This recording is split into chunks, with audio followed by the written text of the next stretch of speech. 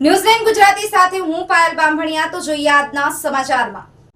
બોટાદ ગામનો વસવાટ થયો તે સમયનું પ્રાચીન અને પૌરાણિક 250 વર્ષ જૂનું એક સાથે 3 શિવલિંગ ધરાવતું વૈજનાથ મહાદેવ મંદિરે આજે શ્રાવણ માસના પ્રારંભે સવારથી જ ભક્તોએ મહાદેવને અભિષેક અને પૂજા અર્ચના કરી હતી, જ્યારે હર હર મહાદેવના નાદથી શિવાલય ગુંજી ઉઠ્યું હતું। બોટાદ શહેરમાં લીમડા ચોક નજીક 250 વર્ષ જૂનું પ્રાચીન વૈજનાથ મહાદેવનું મંદિર આવેલું છે। વૈજનાથ મહાદેવ મંદિર બોટાદ ગામની મધ્યમાં આવેલું છે, ત્યારે વૈજનાથ મહાદેવ મંદિર બોટાદના શહેરીજનોનું આસ્થાનું કેન્દ્ર બન્યું છે। આજે પવિત્ર શ્રાવણ માસની શુભ શરૂઆત થઈ છે, ત્યારે આ વૈજનાથ મહાદેવ મંદિર એ બોટાદનું સૌથી પૌરાણિક મંદિર આજથી 250 પોણા 300 વર્ષ પહેલાં બોટાદના બ્રાહ્મણો કાશી જઈ અને પગપાળા 3 લિંગ બ્રહ્મા વિષ્ણુ અને મહેશના સ્વરૂપમાં 3 શિવલિંગ લઈ અને અહીંયા પધરાવેલી અને બોટાદના નગરદેવ તરીકે પ્રખ્યાત આ વૈજનાથ મહાદેવ મંદિર બોટાદનું સૌથી પૌરાણિક મંદિર છે।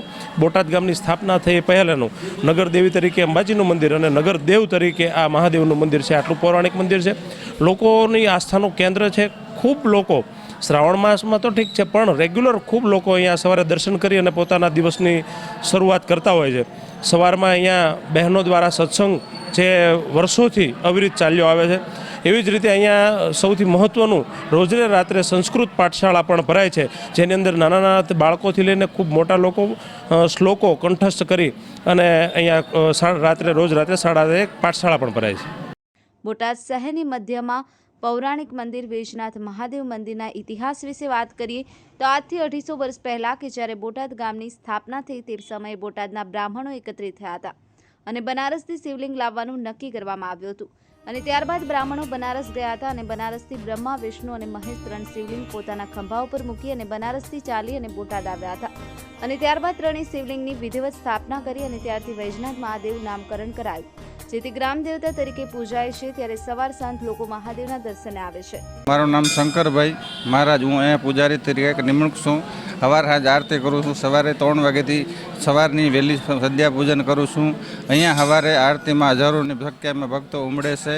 અહીંયા ખૂબ આસ્થાનું કેન્દ્ર છે, પૌરાણિક મંદિર છે। અહીંયા રોજ સત્સંગ થાય છે, અહીંયા સાંજે પાઠશાળા ચાલે, રોજ દીપમાળ થાય છે, રોજ રુદ્રા પાઠ થાય, રુદ્રાભિષેક થાય છે, નીતિ નિયમના પ્રોગ્રામો થાય છે। અહીંયા ખૂબ જ લોકોને આસ્થાનું કેન્દ્ર છે અને જાત જાતના રોગો એમ નિદાન થાય છે।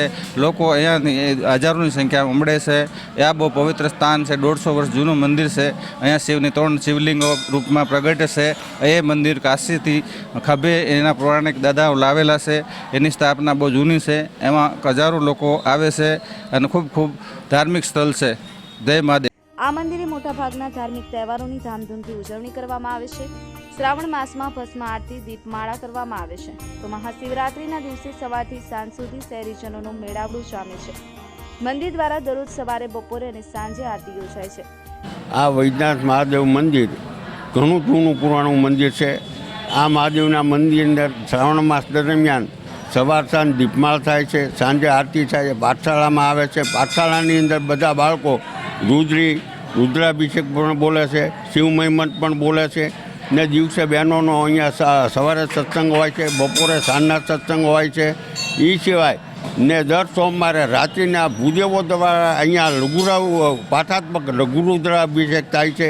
એ સિવાય દરેક તહેવારો આ મંદિરની અંદર પ્રેમથી ઉજવવામાં આવે છે અને બધા ભાઈઓ અહીંયાને ખૂબ ખૂબ લાભ લે છે ને બધા આનંદપૂર્વક આવીને અહીંયા બધા ઉત્સવો ઉજવે છે।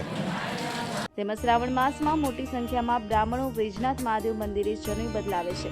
ત્યારે વૈજનાથ મહાદેવ મંદિર ટ્રસ્ટ દ્વારા મંદિરનો વધારેમાં વધારે વિકાસ થાય તેવા પ્રયત્નો કરવામાં આવી રહ્યા છે, જેથી વૈજનાથ મહાદેવ મંદિર બોટાદના લાખો લોકોનું આસ્થાનું કેન્દ્ર બન્યું છે। ત્યારે આજે શ્રાવણ માસના પ્રારંભે વહેલી સવારથી મોટી સંખ્યામાં ભક્તોએ મહાદેવની પૂજા અર્ચના કરી અને દૂધનો અભિષેક કરી પોતાની જાતને ધન્ય બનાવી હતી। મયુર જોશી ભાટી છે। અહીંયા શિવના મંદિરે લગભગ 25 વર્ષથી નિયમિત રોજ સવારે દાદાના દર્શન કરવા આવું છું। દાદાને બીલીપત્ર અને જળ ચડાવી અને દાદાની પૂજા કરી પછી જ કામકાજ કરું છું। મારી જેમ અનેક શિવ ભક્તો આ વિસ્તારના દૂર દૂરના વિસ્તારના અમારે આજુબાજુના વિસ્તારના ખૂબ લોકો અહીંયા દર્શન કરવા માટે આવે છે। શ્રાવણ માસમાં અહીંયા ખૂબ જ બ્રાહ્મણો દ્વારા પૂજાવિધિ કરવામાં આવે છે। મહાશિવરાત્રિનું મહાપર્વનું આયોજન અહીંયા થાય છે।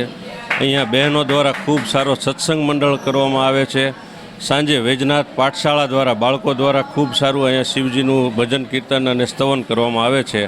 અહીંયા આવી અને વૈજનાથ દાદાને જે કોઈ એમની મનોકામના સિદ્ધ થાય છે, દાદાને જે કોઈ માનતા કરે છે એ વૈજનાથ મહાદેવ એમની ઈચ્છા પૂરી કરે છે. કારણ કે આ મહાદેવ છે એ કાશી વિશ્વનાથ મહાદેવથી લાવેલા છે અને ખૂબ જ પૌરાણિક છે. 200-250 વર્ષ જૂનો ઇતિહાસ છે અને અહીંયા ખૂબ લોકો દાદાને માને છે, ભક્તિભાવ કરે છે, પૂજા અર્ચન કરે છે, આરાધના કરે છે. વૈદ્યનાથ મહાદેવની સૌ શિવ ભક્તો પર અસીમ કૃપા રહે. આખા શ્રાવણ મહિનામાં અહીંયા શિવાલય મંદિરે જુદા જુદા કાર્યક્રમો થાય છે.